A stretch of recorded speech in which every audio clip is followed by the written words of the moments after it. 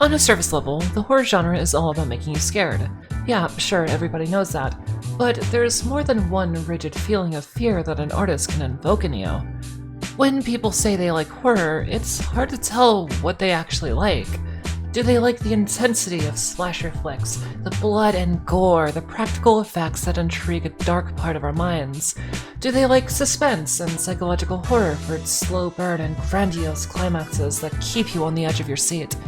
Maybe they like games where your only objective is to merely survive and make it through unsurmountable odds, tapping into the intrinsic and primal fear of death. Or maybe they like the feeling of genuine dread and despair, to be filled with a bitter hopelessness and face a cold, uncaring reality with little solace and no hope. That dread is what I want to talk about today, and how it can be incredibly effective in making you feel, well, bad. When talking about dread in horror, there's a common misconception. People often say, like, FNAF is a good example of dread in gaming, but it's really not. When this happens to you, when you run out of power in the first game, and the mechanical entity that's been terrorizing you is seemingly relishing the fact that you are vulnerable to the point where he is toying with you and playing a song, that is not dread, it's anticipation. You know there will be a loud, unsettling noise that will make you jump and recoil. You know it's on the way, and you have no way to stop it. It's suspense. It's anticipation. Sure, you may dread the fact that it's coming, but that's not what true dread is. True dread is something that makes you uncomfortable, restless, even nauseous or sick. Something that makes you not even want to continue observing the media. Something like Lacey's Pet Shop. Hello!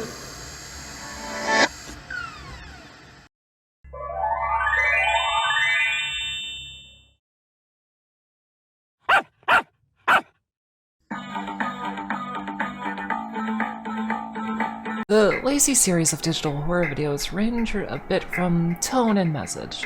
The first one is a general digital horror with some psychological suspense about a girl being stalked and killed, guised behind the innocence of a children's dress-up game. That is pretty scary, yeah. Lacey's Diner is another simple flash game, but with more of a focus on the horror element and story. More frontal intensity, flashing, disturbing imagery, and it's a bit more like a thriller in that regard.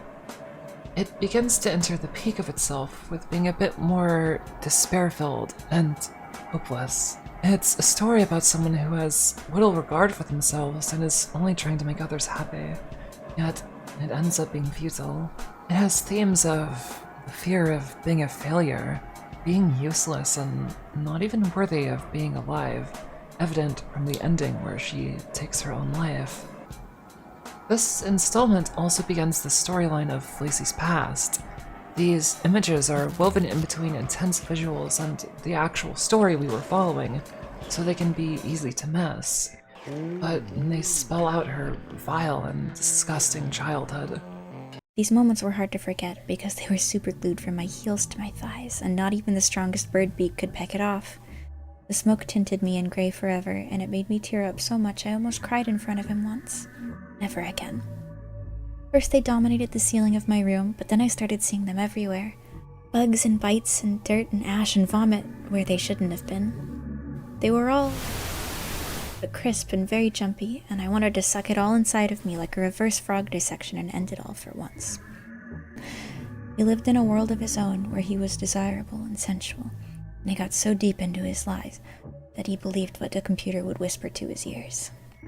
And when he looked down, he saw me on my little bruised knees smiling back at him, the exact size of his sweaty palms. Even though they could be shaky, he was always the type to see the positive in things, and he couldn't keep the mayo from raining all over it like a mad fever dream. What a relief! Any sense of wrongness was dissipated long before it got into his mind, and screams were inaudible to his ears. It was just bliss.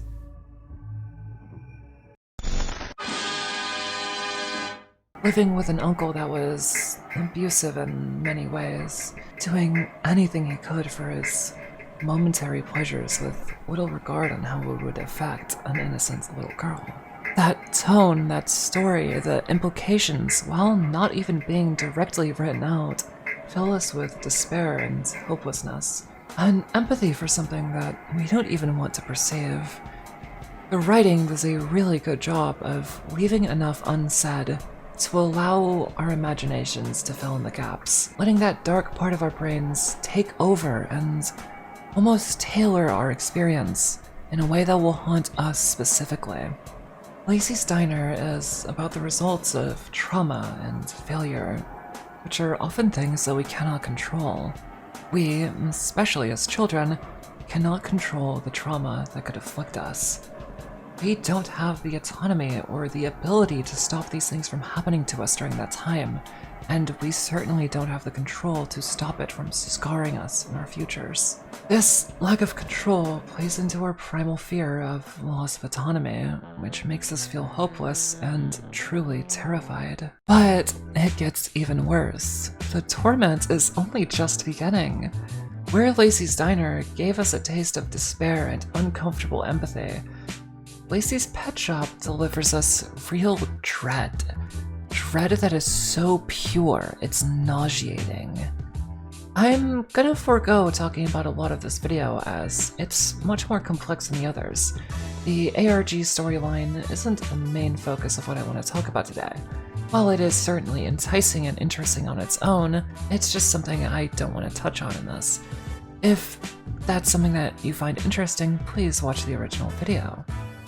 We're going to skip past the ARG elements and most of the gameplay itself and focus on the tone and the message. At the start, Lacey prepares pets for customers, but these pets have to be perfect for their owners, groomed to perfection, bent and broken to fit the needs of the owner, and these people have little empathy for how it affects each pet. This is unsettling on its own, but given the context of Lacey's past and trauma with her uncle, it becomes horrific.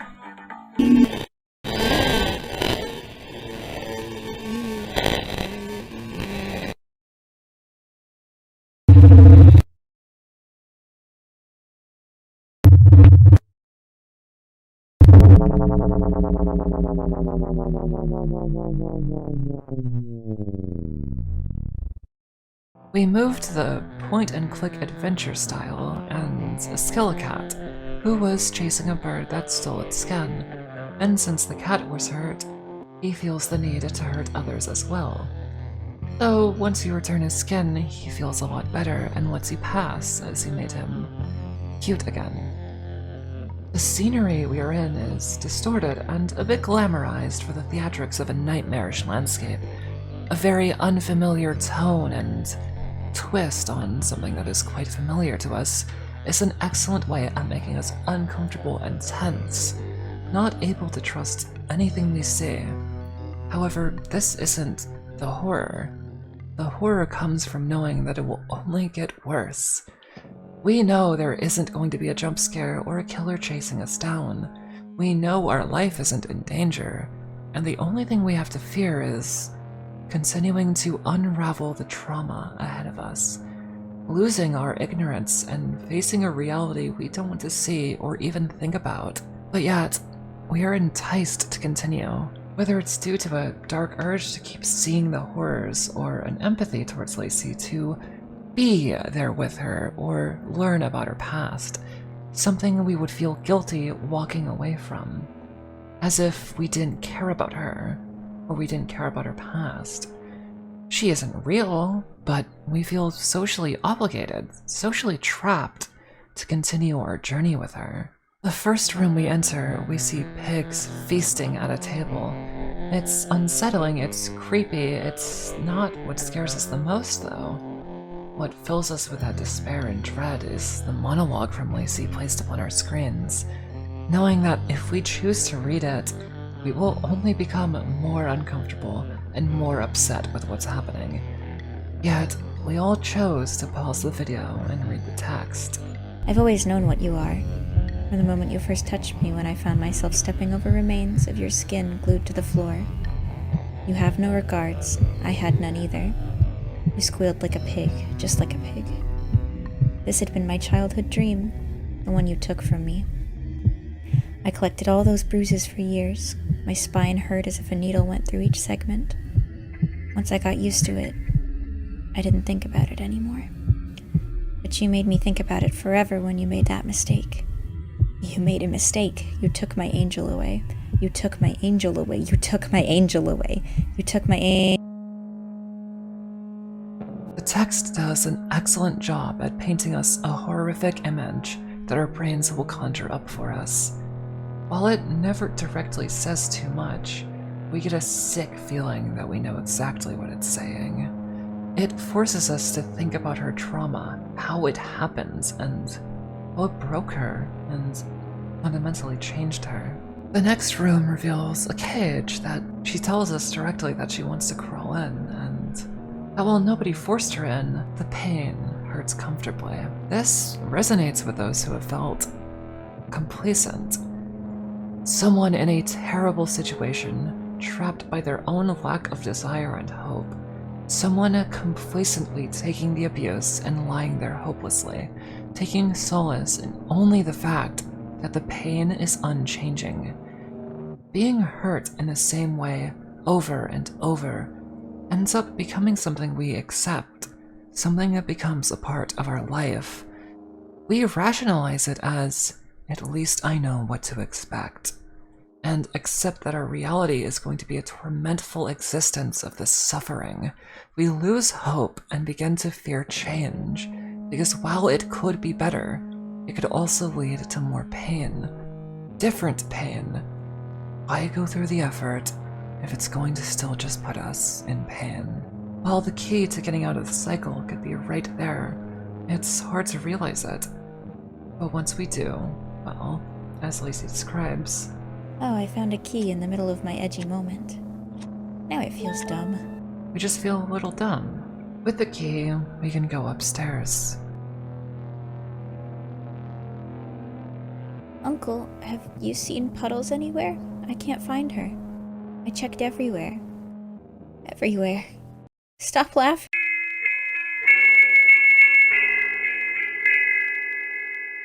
Entering the bathroom, we get a little bit of meta humor. It's always filled with blood in horror games, but this is just lemonade. I've tasted it. I'm not afraid of myself. Let's look just for a little bit.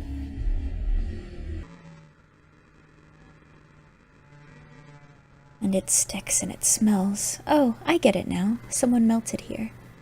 Pulverized remains enter my pores. Blood and the rest of an eye.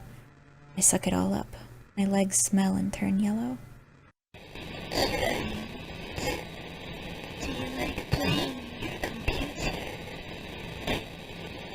I make lots of games for you in none of those slurries. These are the real girls' games. These are the real girls' These are the real girls' The scene is intense and distorted. It makes my skin crawl. It's almost rotted out in its aesthetics. It's difficult to decipher and fills us with the urge to escape and get out. Go back, go back, go back. The intensity of the scene and the immediate regret we feel stand out to us drastically. But the true horror of it only comes when we cannot scrub this from our head and begin to, well, reflect on it.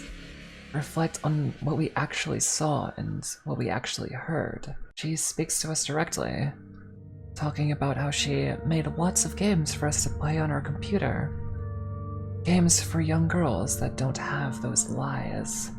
Real girls' games. This is a hopeless depiction of our cold and brutal reality. If we play dress up and have fun, but end up being too cute, people will stalk you, relentlessly hunt you, kidnap you, even kill you. It reminds me of true crime and forces me to look at the real world. These disgusting acts that happen in our actual world. Specifically for me, it reminds me of cases of Elisa Lam, Junko Furuta, and the Peter Scully case. If you don't know what these are by name, then good. You really don't want to. The diner doesn't lie to us either. It shows us depictions of expectations, pressure, failure, her history of sexual assault, and how our lives can crumble down due to neglect and carelessness of others. Something that we cannot control. Real Girls Games is a haunting line that forces us to think about how dangerous and ruthless our real world can be. Even if we cannot relate to these things directly, we know how terrifying and painful they are. We feel that uncomfortable nausea from this grim reminder, and it forces us to face something that none of us want to see. It fills us with true dread. Somehow he happened to my life, but it never was real. But I have dreamed it was so real. I dreamed that it was me and others that he killed 2 years ago. And that's understood. We go into Lacey's room next, and an amalgamous pile of rotted flesh approaches us as we cut to real-life footage and more insight on Lacey's mind. I was thinking of getting a cat this time. Yes, a small fluffy kitten. I really, really want a cat. We would do all sorts of stuff together, like getting ice cream. I could have some right now. I'm so hungry right now. It's been days. But I just can't leave. I can't. He's still under the bed. He'll look at me. But after all of this is over, maybe I could go shopping. I could go to a record store and buy CDs of my favorite songs. I will have so much fun. It will be so fun. I will listen to them all day long.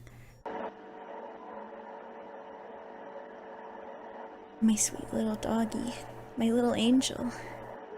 I couldn't take it anymore. You can hurt me all you'd like, but you weren't allowed to take it from me. I will let you f***ing rot. We have brief moments where we're reminded that all she really wants is a normal life.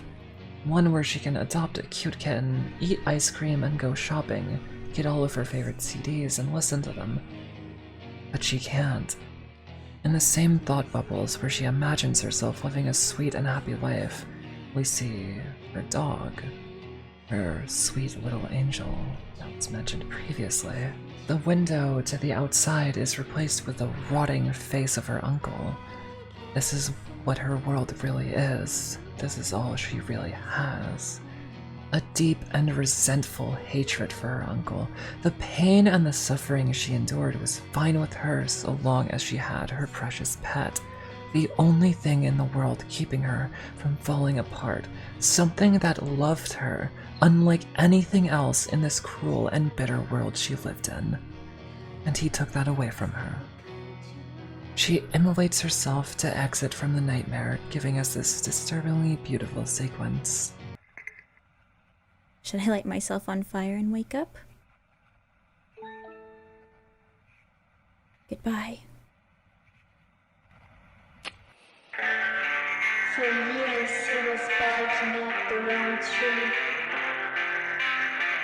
Worried about his sins becoming too visible on his skin. He always worried about the serious things. But me, when his time is back, I was the dog that pulled his neck.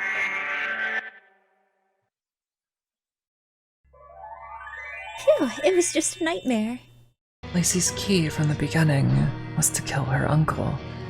An extreme action that just made her feel a little dumb for not realizing sooner. Shows us how truly twisted her world and mind became when she lost her dog.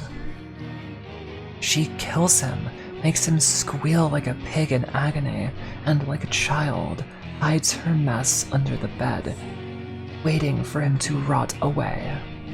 Sadistically enjoying the fact and relishing in the revenge that he is physically rotting under her bed, making him rot as he had made her rot from within. It is an indescribable feeling of entropy almost. Her waking up from the game is representative that killing her uncle was what woke her up and freed her from her real nightmare. But it's too late for her. She lost everything she had, everything that loved her, and all she has left is the sweet smell of death that gives her a foul joy and feeling of victory. She is free. She cannot leave and enjoy ice cream. Not until he's fully rotted away and nothing remains. She doesn't even want his melted, dead eyes to look at her. She will lay in that bed, imagining a better life, while she also slowly withers and rots away. Dreams of playing dress-up to go shopping, dreams of eating ice cream with her beloved pet, owning a diner or a pet shop, they all slowly begin to distort and rot just like her. There is no joy. There is no happiness. There is only despair.